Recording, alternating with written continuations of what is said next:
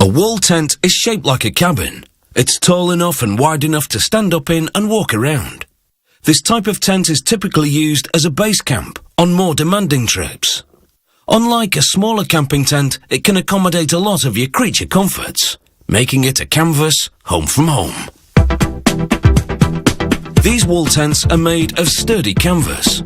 They have a zip-up screen over the doorway and windows to keep out the insects. They also have a vent hole in the roof to accommodate a real stove. They can be made with lightweight canvas, making it easier to transport on trips. Depending on the number of tent orders to be filled, the factory's fabric cutter layers up to 10 sheets of canvas on the cutting table.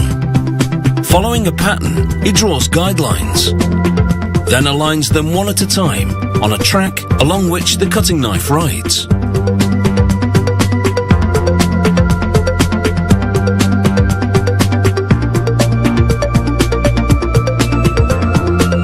Once he's cut all the canvas pieces for one tent, he hands them over to a sewing machinist. She overlaps adjoining pieces and, using a double needle sewing machine, binds them with 2 parallel lines of stitching. This produces a durable weather-resistant seam. The stove ventilation system is next. She sews what they call a stovepipe shield to the roof, then cuts away the canvas underneath. The shield is a fiberglass fabric rectangle with a silicone ring in the center, through which you push the stovepipe.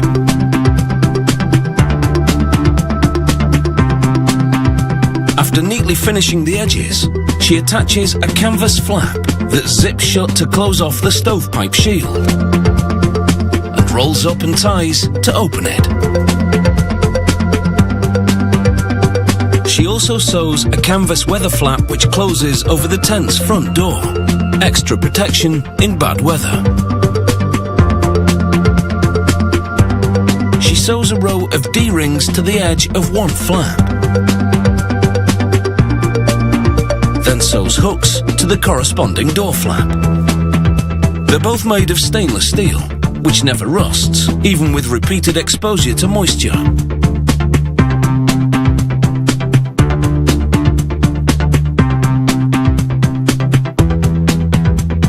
These sturdy hooks and rings will keep the flaps securely closed in windy weather.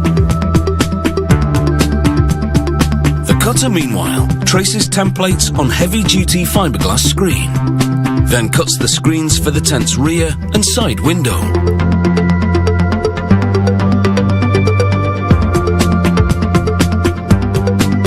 The sewer stitches webbing to the window's perimeter.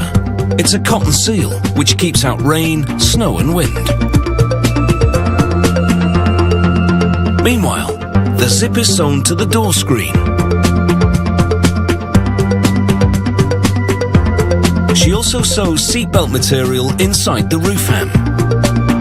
Then, pairs of grommets roughly 1 meter apart are placed alongside this reinforced perimeter. Once you've pitched your tent, you can secure it by looping ropes through these grommets and tying them to pegs in the ground. The tent floor is made of vinyl, and the floor pieces are joined using a radio frequency welder. It emits radio waves which melt the material, fusing the overlapping edges into a seam. The internal frame is made from heavy-duty galvanized steel tubing. They're connected with stainless steel couplers. In quality control, they assemble the tent before sending it out.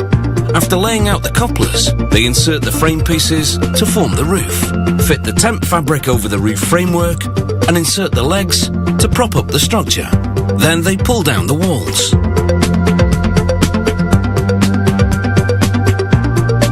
After tying back the flaps, they lay down the floor, which simply snaps into place. If you're 2 people who get along, the entire setup takes about 10 minutes. Then it's just a matter of installing the wood or coal-burning stove. Once that's done, it's a nice cup of cocoa, then off to bed. After a round of ging-gang gooly-gooly watcher, round the fire that is.